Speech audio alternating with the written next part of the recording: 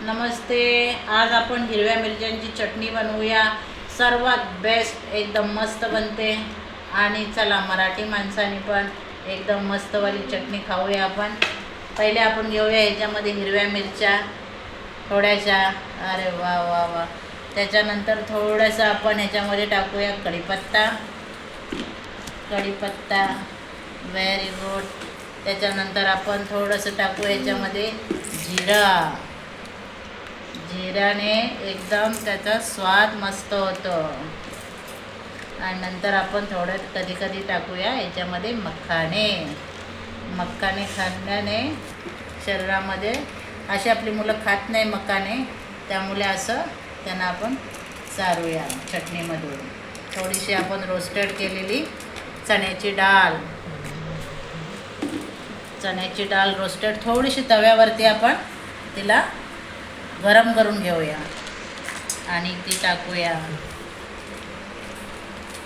आपली मुलं असं खात नाही तर त्यांना ह्याच्यामधून असं बारीक करून त्यांना चारूया, जेणेकरून त्यांना सर्व प्रोटीन मिळतील. त्याच्यानंतर आपण घेऊया एक लिंबू. लिंबू घेऊया, लिंबू आधा लिंबू घ्या, कारण लिंबूची टेस्ट खट्टा मिठ्ठ्यासाठी मस्त लागते. आणि सर्वांनी त्याच्यात असं लिंबू टाकूया.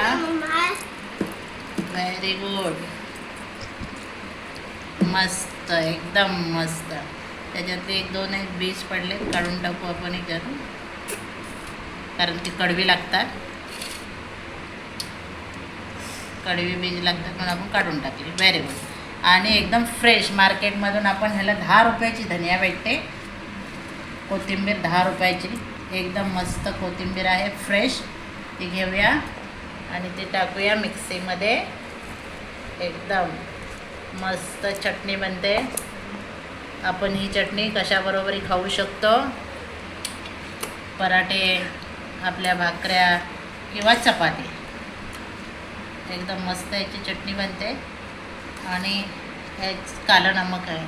आपण शक्यतो सर्वांनी सफेद नमक अवॉइड करू आणि कालं नमक खाऊया, कारण कालं नमक ह्याच्याने BP किंवा बरेच सारे प्रॉब्लेम ह्याच्याने सॉल्व होतात. म्हणून आपण ह्याच्यात कालं मीठ टाकूया.